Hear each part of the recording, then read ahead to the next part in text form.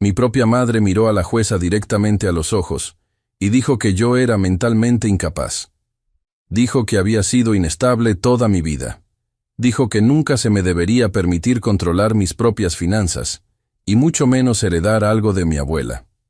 Yo estaba sentada allí, en el Tribunal de Justicia de São Paulo, el 22 de abril, usando el broche de perla que mi abuela me regaló en mi cumpleaños número 18, y no dije ni una sola palabra.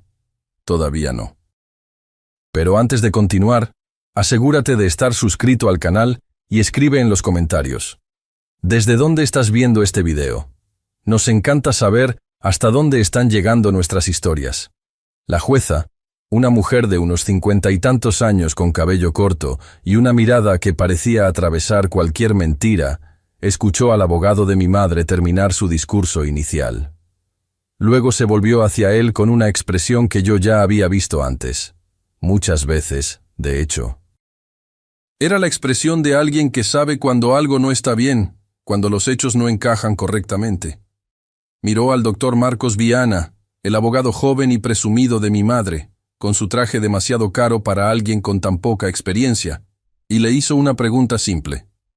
¿Usted realmente no sabe quién es esta mujer? ¿La mujer a la que está llamando mentalmente incapaz? Marcos parpadeó. Miró sus notas. Me miró a mí.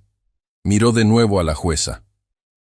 El rostro de mi madre pasó de confiado a confundido, y luego a pálido en cuestión de segundos. Déjame contarte cómo terminé en ese tribunal. Mi nombre es Elena Rodríguez. Tengo 35 años y trabajo como perito judicial especializada en fraudes financieros aquí en São Paulo. En los últimos 8 años me he especializado en un tipo muy específico de crimen: abuso financiero contra ancianos. Investigo casos donde alguien roba dinero de personas vulnerables de la tercera edad. Cheques falsificados, poderes notariales forjados, testamentos manipulados. He visto todo tipo de estafas que puedas imaginar, y he testificado como perito en 42 casos. 36 de esos casos terminaron en condena. 15 de esos testimonios ocurrieron en el tribunal de la doctora Marcia Fonseca, la misma jueza que presidía esta audiencia. Ella ya me había dicho, en otra ocasión, que yo era una de las peritos más confiables y competentes que había visto en sus 23 años de magistratura. Mis análisis eran meticulosos, mis informes eran irrefutables, y mi testimonio siempre era preciso. Mi madre no sabía nada de esto. No hablábamos desde hacía 17 años. Esto es lo que necesitas entender sobre mi madre, Cristina Almeida. Cuando yo tenía 15 años, mis padres se divorciaron. Fue horrible. Mi padre se mudó al interior de Minas Gerais y comenzó una nueva vida. Mi madre se volvió a casar en menos de 4 meses con un hombre llamado Roberto Almeida, dueño de una cadena de 3 farmacias en la zona oeste de São Paulo. Y mi madre decidió que esa nueva vida suya no tenía espacio para su hija anterior. No luchó por mi custodia. No llamó en mi cumpleaños. Envió exactamente una tarjeta de Navidad el primer año, y luego nunca más. Era como si yo hubiera dejado de existir para ella en el momento en que firmó los papeles de su nuevo matrimonio. Fui criada por mi abuela, doña Irene Rodríguez, en una casa sencilla en el barrio de Peña. La abuela Irene había sido profesora de matemáticas toda su vida, nunca ganó más de 3 salarios mínimos al mes, pero era cuidadosa con cada centavo. Tenía cuadernos donde anotaba todos los gastos. Guardaba recibos organizados por mes y año. Hacía las cuentas de la casa cada domingo por la mañana con una taza de café con leche y 2 galletas María. Aquella mujer podía decirte exactamente cuánto había gastado en cualquier mes desde 1992. Ella me enseñó todo lo que sé sobre números, sobre paciencia, sobre justicia, solo que no sabía que estaba entrenando a una perito forense. La abuela Irene falleció hace 9 meses de insuficiencia cardíaca. Tenía 83 años y se fue durmiendo, en la misma casa donde había vivido por 46 años. Yo estaba sosteniendo su mano. Ella me lo dejó todo. La casa, que valía cerca de 620.000 reales. sus ahorros con 238.000 reales, un pequeño seguro de vida. No era una fortuna, pero era suyo. Cada centavo se había ganado honestamente, enseñando trigonometría y álgebra a adolescentes aburridos durante 39 años. 3 semanas después del funeral, recibí una carta de un abogado llamado Dr. Marcos Viana. Mi madre estaba impugnando el testamento. Según la carta, Cristina Almeida alegaba que Irene Rodríguez había sufrido un deterioro mental severo en los últimos años de vida. Decía que yo había aislado a mi abuela de la familia. Decía que yo había manipulado a una anciana vulnerable para que me dejara toda la herencia. La mujer que no visitaba a su propia madre desde hacía más de 12 años, que no llamaba en cumpleaños o días festivos, que había abandonado a su propia hija. Esa mujer me estaba acusando de abuso contra ancianos. Realmente me reí cuando leí aquello. Luego dejé de reír, porque la carta también decía que mi madre tenía documentación. Tenía evidencia de que yo tenía un historial de inestabilidad mental desde la adolescencia. Estaba pidiendo al tribunal que me declarara mentalmente incapaz y nombrara a un tutor para administrar la herencia de mi abuela. El tutor propuesto era, obviamente, la propia Cristina Almeida. Llamé a mi novio Lucas esa noche. Lucas es profesor de educación física, trabaja en una escuela estatal y viene de una familia que todavía cena junta todos los domingos. Sus padres están casados desde hace 37 años. Él no entiende la disfunción familiar como yo. Me dijo que debería intentar hablar con mi madre, que tal vez hubo un malentendido, que tal vez ella se sentía culpable por el pasado y esta era su forma extraña de acercarse de nuevo. Amo a Lucas. Realmente lo amo. Pero a veces dice cosas que me hacen cuestionar si alguna vez ha conocido a un ser humano real, fuera de un comercial de margarina. Mi madre sabía el valor exacto de la herencia de mi abuela. 238.000 reales. Ella puso ese número en un documento legal. Pero no sabe si mi cumpleaños es en marzo o mayo. Es gracioso cómo funciona la memoria cuando hay dinero de por medio. En 2 semanas, la situación empeoró. Mi madre no solo estaba impugnando el testamento. Presentó una petición formal en el tribunal alegando que yo era mentalmente incapaz y que se debía nombrar un tutor de inmediato. Quería poderes de emergencia. Quería que las cuentas de mi abuela fueran congeladas hasta que el tribunal decidiera. Sus evidencias eran creativas, tengo que admitirlo. Cuando tenía 15 años y ella me abandonó, pasé unos 8 meses hablando con la psicóloga de la escuela sobre depresión y problemas de adaptación. Eso es completamente normal cuando tu madre decide que no vales la pena. La psicóloga escribió que yo estaba luchando con sentimientos de abandono y baja autoestima. El abogado de mi madre presentó eso como prueba de enfermedad mental crónica. También presentó una declaración firmada de mi media hermana, Patricia Almeida. Patricia tiene 29 años. Es hija de Roberto del primer matrimonio. Según su declaración, yo siempre parecí inestable y errática, y ella tenía serias preocupaciones sobre mi capacidad para administrar asuntos financieros. Patricia tenía 10 años la última vez que me vio. No hemos hablado en 17 años. Ella no sabe absolutamente nada sobre mí. Pero aquí está el asunto de los procesos legales. Una vez que alguien presenta una petición así, no importa que sea ridícula. No importa que la evidencia sea débil. El proceso comienza a avanzar y tienes que responder. Tienes que contratar un abogado. Tienes que presentarte en el tribunal. Tienes que demostrar que no estás loca. Y mientras haces eso, la noticia se propaga. Mi empresa me puso bajo revisión administrativa. Mi jefe, el doctor Paulo, un hombre decente que me contrató justo después de terminar mi certificación, me llamó a su oficina y me explicó la situación. Él creía en mí. Sabía que aquello era absurdo. Pero la empresa no podía tener a un perito cuya competencia mental estuviera siendo cuestionada en otro tribunal. Era una cuestión de responsabilidad, de seguros, de credibilidad. No me despidieron, pero me suspendieron. Sin casos nuevos, sin testimonios, sin trabajo que importara. 8 años construyendo mi reputación, y mi madre lo destruyó todo con una llamada a un abogado. Roberto y Cristina tenían problemas financieros. Esa parte la descubrí rápidamente. Las farmacias de Roberto estaban fracasando. Competencia de las grandes cadenas, mala administración, deudas acumuladas. Debía 470,000 reales a acreedores. Su casa tenía una segunda hipoteca. Las tarjetas de crédito estaban al límite. La herencia de mi abuela no era sobre la familia para ellos.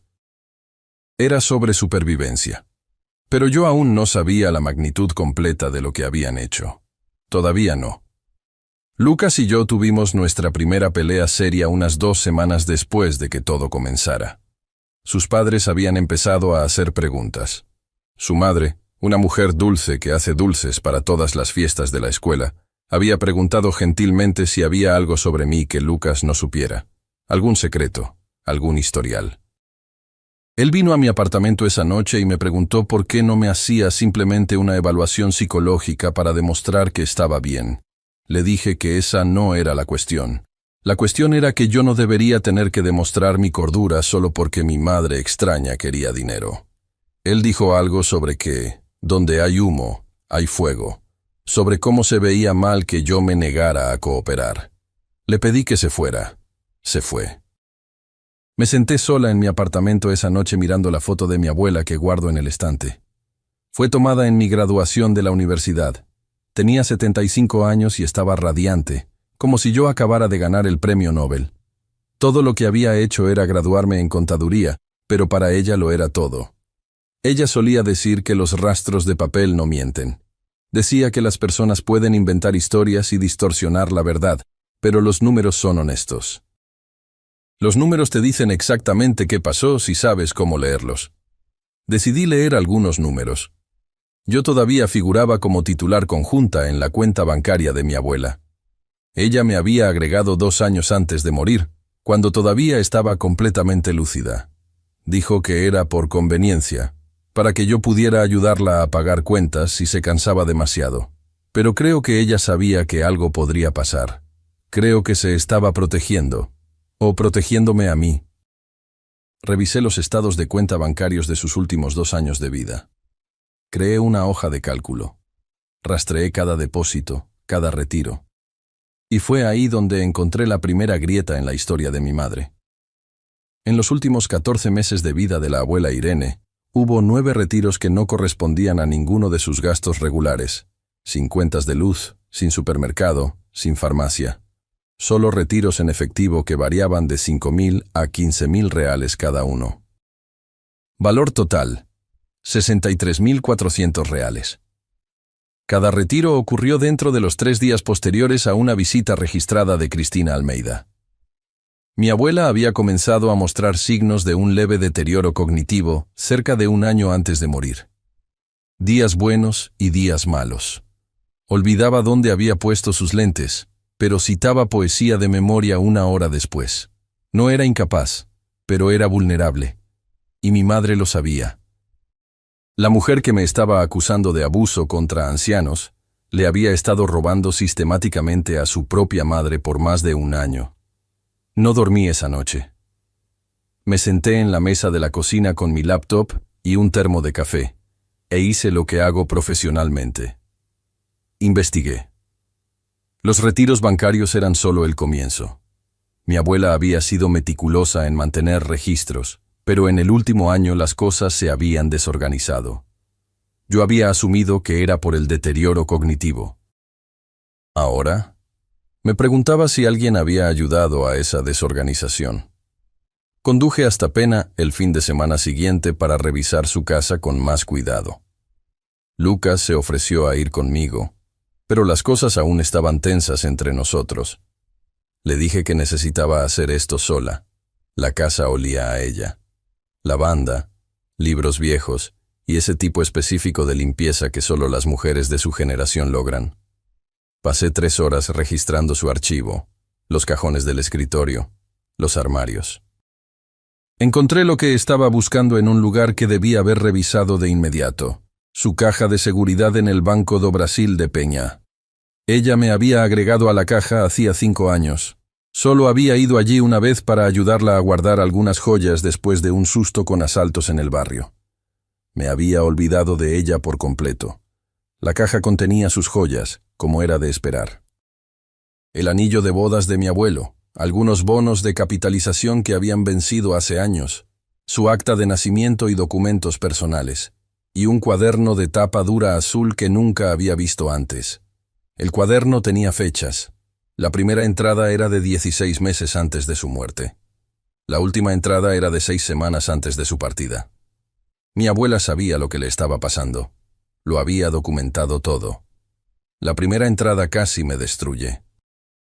Decía que Cristina había llamado por primera vez en años, sonando dulce y arrepentida. Dijo que quería reconectarse. Dijo que había cometido errores.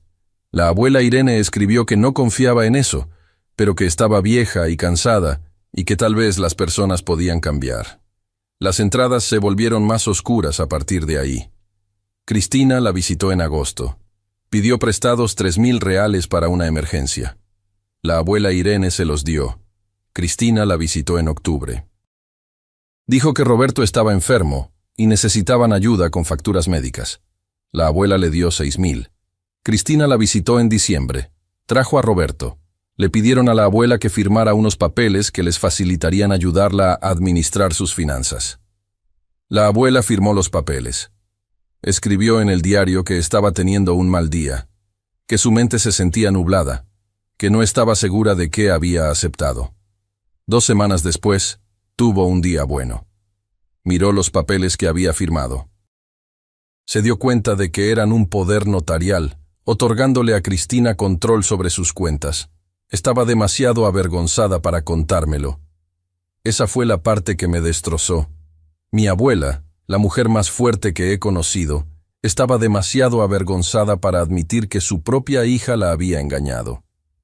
Escribió que no quería que yo la viera débil. No quería que yo supiera que la habían estafado. Así que lo documentó todo. Cada visita, cada retiro, cada mentira que Cristina contó. Mantuvo registros porque así era ella. Los rastros de papel no mienten. La última entrada estaba dirigida a mí. Decía que lo sentía mucho. Dijo que había intentado contármelo varias veces, pero no encontraba las palabras. Dijo que sabía que Cristina vendría por el dinero después de que ella se fuera, y quería que yo tuviera pruebas. Quería que luchara. Escribió que siempre supo que yo era más fuerte que ella. Dijo que por eso sabía que yo ganaría. Me senté en el suelo de esa sucursal bancaria y lloré durante 20 minutos. El gerente fingió no darse cuenta, pero cuando terminé de llorar, comencé a trabajar. El poder notarial era una falsificación. No la firma. Mi abuela realmente lo había firmado, confundida y manipulada. Pero la certificación notarial era falsa. El sello de la notaría pertenecía a un notario llamado Dr. Antonio Ferreira, que se había jubilado y cancelado su registro en 2018. El documento tenía fecha de 2024. Alguien había usado un sello antiguo en un documento nuevo. Fue descuidado. Fue obvio. Y era un crimen federal.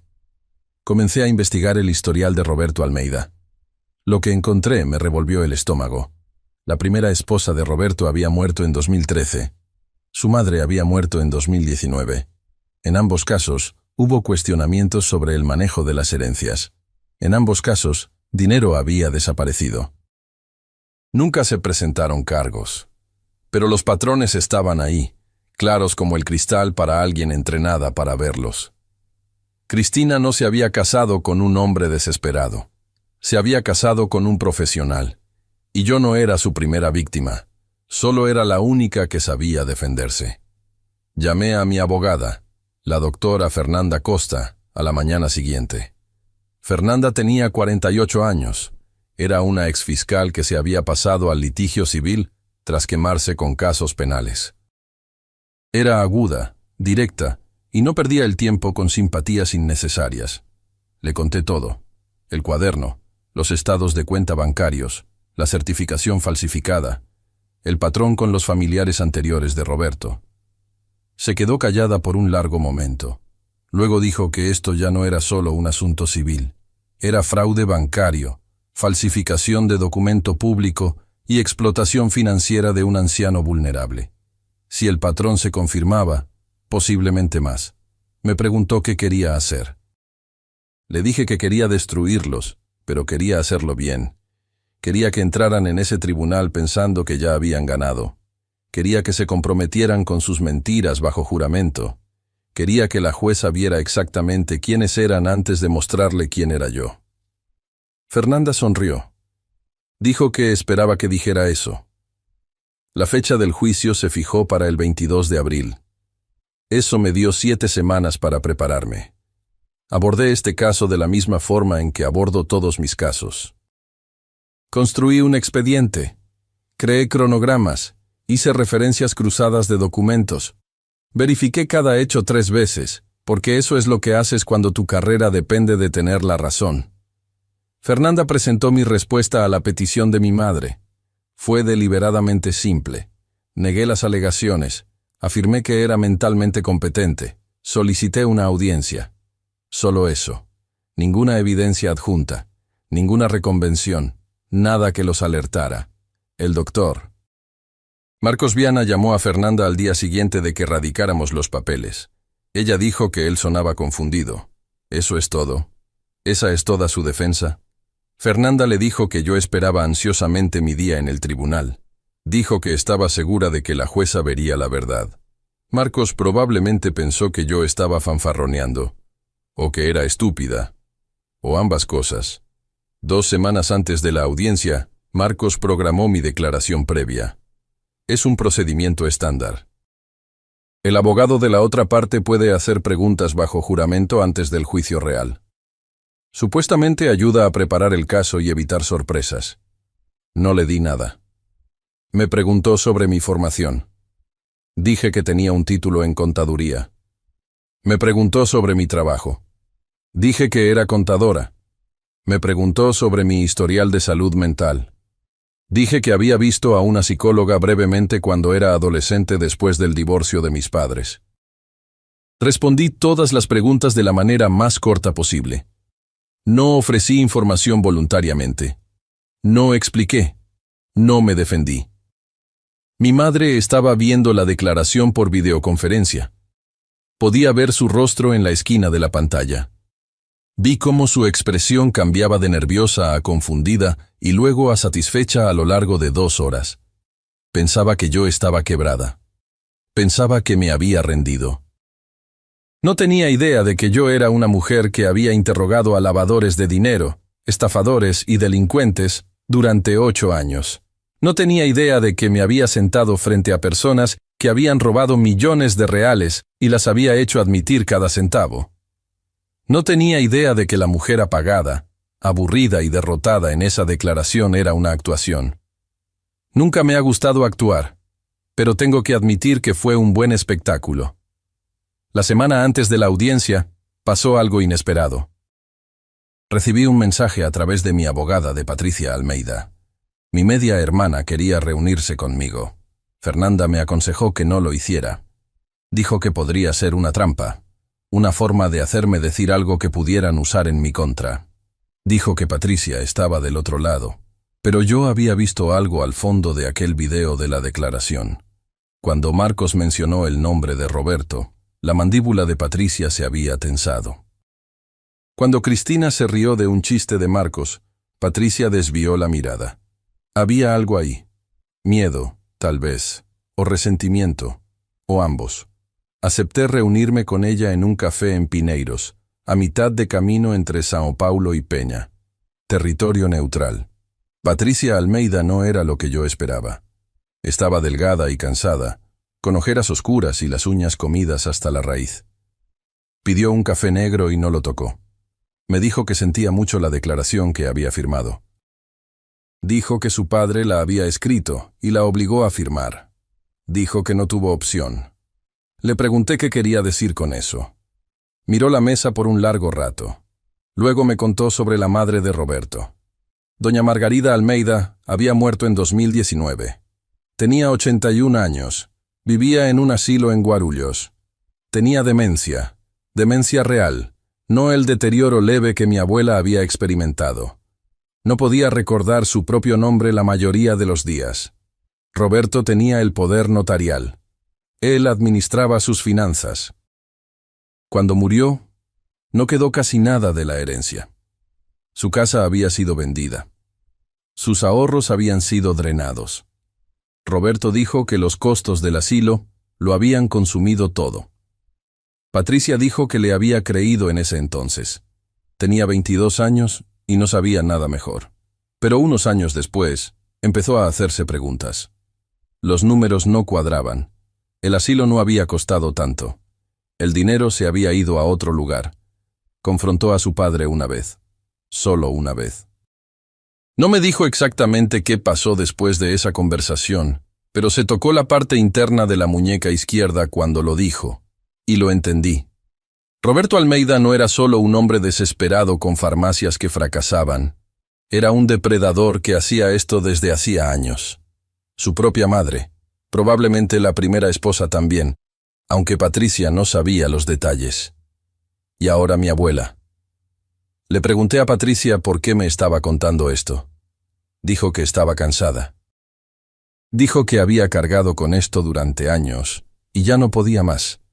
Dijo que sabía lo que iba a pasar en ese tribunal y no quería hundirse con ellos. Le dije que no podía prometerle nada, pero que si estaba dispuesta a decir la verdad, toda la verdad bajo juramento, yo me aseguraría de que el fiscal supiera que había cooperado. Ella aceptó. Conduje a casa esa noche sintiendo algo que no había sentido en semanas: esperanza. No solo esperanza de que ganaría, sino esperanza de que tal vez hubiera algo de justicia en el mundo después de todo. Lucas estaba esperando en mi apartamento cuando regresé. Había traído comida tailandesa del lugar que me gusta en Vila Madalena, ese que hace el curry demasiado picante, pero que pido de todos modos. Dijo que lo había pensado. Dijo que sentía mucho lo que había dicho sobre el humo y el fuego. Dijo que había dejado que sus padres se le metieran en la cabeza, y que eso no era justo conmigo. Le mostré el cuaderno. Le mostré los estados de cuenta bancarios. Le mostré la certificación falsificada y el patrón con la madre de Roberto. Leyó todo en silencio. Cuando terminó, me miró con una expresión que nunca le había visto. No era lástima. Ni siquiera era enojo en mi nombre. Era respeto. Me preguntó qué necesitaba que hiciera. Le dije que lo necesitaba en ese tribunal. Necesitaba que viera quién era yo realmente cuando estaba trabajando. Dijo que no se lo perdería por nada. La noche antes de la audiencia, conduje hasta Pena una vez más. Me estacioné frente al cementerio donde mi abuela está enterrada, pero no bajé del auto. Solo me quedé sentada allí en la oscuridad mirando las lápidas, pensando en todo lo que ella me había enseñado. Los rastros de papel no mienten. Las personas pueden distorsionar la verdad, pero los números son honestos. Mañana, los números hablarían por sí mismos. 22 de abril, Foro Criminal de São Paulo, 8:40 de la mañana. Llegué temprano porque así soy yo. Usé un blazer gris oscuro, no porque lo hubiera visto en algún lugar, sino porque era profesional y discreto. No estaba allí para dar un mensaje visual. Estaba allí para ganar. La sala de audiencias era más pequeña que aquellas en las que normalmente testifico. Sala 304, tercer piso, reservada para asuntos de herencias y tutelas. No hay muchos espectadores para este tipo de casos. Lucas se sentó en la última fila con 2 colegas de mi empresa que se habían enterado de lo que estaba pasando y querían mostrar su apoyo. Fernanda se sentó a mi lado en la mesa de la defensa, con su maletín lleno de documentos que mi madre no sabía que existían. Cristina llegó a las 9:03, elegantemente tarde. Llevaba un conjunto azul marino y los aretes de perla que reconocí como de mi abuela. Debió haberlos tomado durante una de sus visitas. De alguna manera, ese detalle me enfureció más que todo lo demás. Roberto caminaba detrás de ella, con el rostro fijo en una expresión de preocupación ensayada. Estaba haciendo el papel del marido servicial, el hombre que solo quería lo mejor para todos. Asintió solemnemente hacia el estrado de la jueza mientras se sentaba. Patricia entró al final. No me miró. No miró a nadie. Se sentó en la esquina del banco detrás de la mesa de los peticionarios y se quedó mirando sus manos. El doctor Marcos Viana barajaba papeles y revisaba su celular una vez más antes de que entrara la jueza. Todavía parecía un niño disfrazado con el traje de su padre. Casi sentí lástima por él. Casi. Todos de pie. Su señoría, la doctora Marcia Fonseca, preside. La jueza Marcia entró y se sentó. Se puso sus lentes de lectura y miró el expediente frente a ella. Luego miró a la mesa de los peticionarios. Luego me miró a mí. Vi el momento del reconocimiento. Un ligero entrecerrar de ojos, una pequeña inclinación de cabeza. No dijo nada, pero supe que ella sabía. Marcos comenzó su declaración inicial. Habló durante unos 15 minutos. Pintó el cuadro de una madre preocupada que se había distanciado de su hija debido a conflictos familiares, pero que nunca había dejado de preocuparse. Describió a mi abuela como una anciana vulnerable que había sido aislada y manipulada. Presentó mis registros de terapia de la adolescencia como evidencia de un patrón de inestabilidad mental. Nunca mencionó a qué me dedicaba profesionalmente. Nunca investigó más allá de lo básico. Asumió que una contadora era solo una contadora. Cuando terminó, la doctora Marcia preguntó si la peticionaria deseaba hacer una declaración personal. Cristina se levantó. Se alisó el blazer. Al principio habló con calma sobre su preocupación por mí. Su preocupación de que los últimos deseos de mi abuela no se estuvieran cumpliendo adecuadamente. Luego algo cambió. Su voz subió de tono. Me señaló directamente y dijo que yo era una enferma mental, incapaz, que siempre había sido inestable y que nunca se me debería permitir controlar las finanzas de nadie, y mucho menos heredar de la mujer a la que supuestamente había manipulado. No parpadeé. No reaccioné. Mantuve mis manos cruzadas sobre la mesa y esperé. La doctora Marcia observó el arrebato de mi madre sin ningún cambio en su expresión. Luego se volvió hacia el doctor Marcos Viana y le hizo una pregunta simple. Doctor, ¿usted realmente no sabe quién es esta mujer? ¿La mujer a la que su cliente acaba de llamar mentalmente incapaz? Marcos pareció confundido. Revisó sus notas. Es contadora, su señoría. Trabaja para una empresa en Sao Paulo. La jueza lo miró por un largo momento. Luego se volvió hacia Fernanda. Fernanda se levantó. No dio un discurso. Simplemente dijo que nos gustaría presentar pruebas que cambiarían la comprensión del tribunal sobre este caso. La doctora Marcia asintió. Fernanda abrió su maletín. Entregó una copia del paquete de pruebas al secretario, quien se la pasó a Marcos. Le dio otra copia a la jueza. Comenzó con los estados de cuenta bancarios. Repasó la cronología de los retiros. 63.400 reales a lo largo de 14 meses. 9 retiros, cada uno dentro de los 3 días posteriores a una visita documentada de Cristina Almeida. El rostro de Marcos no cambió al principio. Todavía estaba esperando algún tipo de truco. Luego Fernanda presentó el documento del poder notarial. Señaló el sello de la notaría. Presentó los registros de jubilación del doctor Antonio Ferreira, que mostraban que había cancelado su registro de notario en octubre de 2018. El documento tenía fecha de marzo de 2024. El rostro de Marcos se puso pálido. Fernanda presentó el cuaderno. Leyó pasajes seleccionados en voz alta. La voz de mi abuela desde el más allá, explicando exactamente lo que le habían hecho. La vergüenza que sintió, la confusión, el miedo. Observé el rostro de mi madre mientras Fernanda leía. La expresión de Cristina pasó de la confusión al shock, y luego a algo que parecía casi indignación. No estaba avergonzada de lo que había hecho. Estaba enojada porque la habían atrapado. El rostro de Roberto era más difícil de leer. Se quedó muy quieto, como un hombre que ya ha pasado por esto antes y sabe cuando el juego ha terminado. Fernanda terminó con el patrón, la madre de Roberto, la actividad financiera sospechosa, el dinero que había desaparecido. Señaló que la Policía Federal había sido notificada y estaba abriendo una investigación por posibles cargos de fraude bancario y falsificación de documento público. Cuando se sentó, la sala estaba en silencio. La doctora. Marcia miró a Marcos. Le preguntó si tenía algo que decir en respuesta. Marcos pidió un breve receso. La jueza se lo concedió. Vi a Marcos caminar hacia Cristina. Se inclinó y le susurró algo al oído. No pude oír lo que dijo, pero pude ver su reacción. Su rostro pasó de enojado a confundido y luego a pálido. Él le estaba diciendo quién era yo, a qué me dedicaba profesionalmente, cuántas veces había testificado en ese mismo tribunal. Ella me miró entonces, por primera vez en 17 años. Mi madre realmente me miró. No sonreí, no me regodeé, solo le devolví la mirada y esperé. Cuando se reanudó la sesión, Marcos se levantó y anunció que su cliente deseaba retirar su petición. La doctora Marcia sacudió la cabeza. Dijo que, dadas las pruebas presentadas, no estaba dispuesta a simplemente archivar el asunto. Dijo que estaba remitiendo el caso al Ministerio Público para posibles cargos criminales.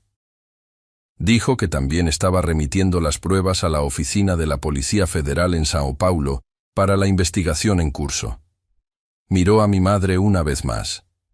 Luego me miró a mí y dijo que la petición era denegada con perjuicio, sin posibilidad de volver a presentarla. Terminó en menos de 2 horas, sin confrontaciones dramáticas, sin gritos, solo pruebas presentadas claramente y un fallo dictado silenciosamente. Así es como funciona realmente la justicia. No con explosiones, sino con rastros de papel. Antes de terminar esta historia, quiero decir algo de corazón. Si te quedaste conmigo hasta aquí, gracias de verdad. La Policía Federal se movió más rápido de lo que esperaba. La agente Renata Oliveira, una mujer de unos 40 años con un apretón de manos firme, me llamó 3 días después de la audiencia. Había revisado el paquete de pruebas. Había rastreado el historial financiero de Roberto de los últimos 15 años. Había encontrado patrones que yo ni siquiera había descubierto todavía. Roberto y Cristina Almeida fueron arrestados el 3 de mayo. Cargos federales: fraude bancario, falsificación de documento público, explotación financiera de persona vulnerable. La acusación tenía 22 páginas. La investigación sobre la herencia de la madre de Roberto fue reabierta. Los contadores forenses encontraron más de 280,000 reales en transferencias inexplicables en los 3 años previos a su muerte. Doña Margarida Almeida había sido propietaria de su casa, tenía una buena jubilación y había ahorrado cuidadosamente toda su vida. Al momento de morir, no quedaba nada. Roberto le había hecho eso a su propia madre y luego le enseñó a su esposa cómo hacerlo con la mía. Patricia testificó para la fiscalía. Contó todo lo que sabía sobre las finanzas de su padre, sus métodos, su temperamento. A cambio de su cooperación, recibió inmunidad procesal. No sé si fue justo, pero sé que ella fue tan víctima de él como cualquier otra persona. El juicio duró 3 semanas. No asistí a la mayor parte. Ya había dado mi testimonio y tenía mis propios casos en los que trabajar. Pero estuve allí para el veredicto. Cristina Almeida fue declarada culpable de 5 cargos.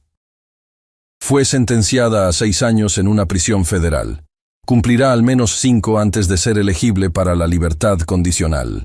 Se le ordenó pagar la restitución total de 63,400 reales, más intereses, más multas. Roberto Almeida fue declarado culpable de 8 cargos. Recibió 8 años y medio a cumplir en una instalación federal en Minas Gerais. Sus farmacias fueron confiscadas y liquidadas. El dinero fue para sus acreedores y para la restitución de sus víctimas. Su casa fue vendida en subasta. Cada pedazo de la vida que construyeron con dinero robado fue desmantelado y dispersado. Recibí una carta de mi madre unos 2 meses después de la sentencia. No la abrí. Se la di a Fernanda, quien la leyó y me dijo que eran 7 páginas de excusas y autocompasión sin una sola disculpa genuina. Me preguntó si quería responder. Dije que no. Algunos rastros de papel no valen la pena seguir. La herencia de mi abuela se resolvió finalmente en agosto. Me quedé con la casa en pena. No pude decidirme a venderla. Lucas y yo vamos allí algunos fines de semana cuando necesitamos tranquilidad. Tomamos café en el porche donde ella solía sentarse con su cuaderno de cuentas los domingos por la mañana. Guardé su cuaderno también. No como evidencia, esa parte ya terminó. Lo guardé porque es lo último que escribió. Es su voz preservada en papel, recordándome que incluso cuando estaba asustada, avergonzada y confundida, nunca dejó de luchar por mí. Lucas me pidió matrimonio en octubre. Lo hizo en el restaurante italiano en Muca, donde tuvimos nuestra primera cita hace 6 años. La comida no es espectacular, pero la pasta es buena y los recuerdos son mejores. Dije que sí. A mi abuela le habría gustado, creo. Siempre me decía que necesitaba a alguien constante, alguien que no corriera cuando las cosas se pusieran difíciles. Mi empresa me reintegró la semana después de la audiencia en el tribunal. Mi jefe se disculpó personalmente por haber dudado de mí. Mi primer caso al volver fue el de una señora de 86 años en Campinas, cuyo sobrino le había robado 112,000 reales de su cuenta de jubilación. Recuperamos cada centavo y él recibió 5 años. Algunas personas piensan que la venganza se trata de rabia, de herir a las personas que te hirieron. Pero no es así. No realmente. La venganza se trata de equilibrio. Se trata de asegurarse de que las personas que creen que pueden tomar lo que quieran, de quien quieran, aprendan que el mundo no funciona así. Se trata de demostrar que la paciencia, la integridad y la documentación cuidadosa siempre vencerán a la crueldad y la codicia. Mi madre pensó que yo era débil porque era callada. Pensó que estaba quebrada porque no contraataqué de inmediato. Pensó que podía quitarme todo porque lo había logrado antes. Olvidó que fui criada por una mujer que guardaba los recibos. Ahora, si te gustó esta historia, haz clic en suscribirse y dime en los comentarios, ¿qué parte te dejó con la boca abierta? Y no olvides hacerte miembro para tener acceso a videos exclusivos que no publico aquí. Te espero allá.